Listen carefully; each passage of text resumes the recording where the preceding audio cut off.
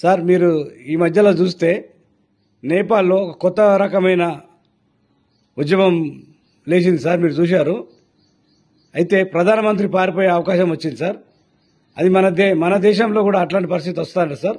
వస్తే ఏ పార్టీలో వస్తుంది సార్?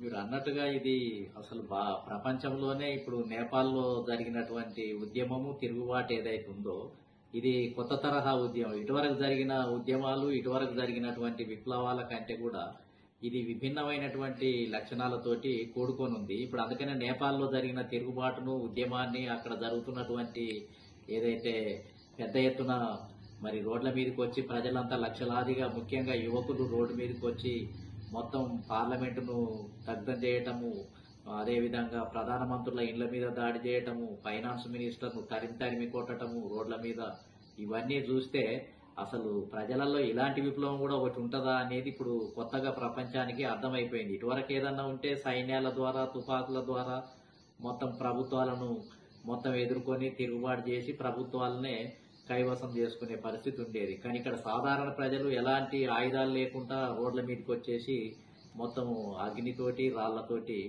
మొత్తం ఒక కొత్త విప్లవాన్ని తీసుకొచ్చినటువంటి సంఘటన ఉంది. అంటే నేపాల్లో వచ్చినటువంటి తిరుగుబాటు ఏదైతే ఉందో అది చూస్తే సాధారణమైనటువంటి లక్షణాలే ఉన్నట్టుగా కనిపిస్తుంది.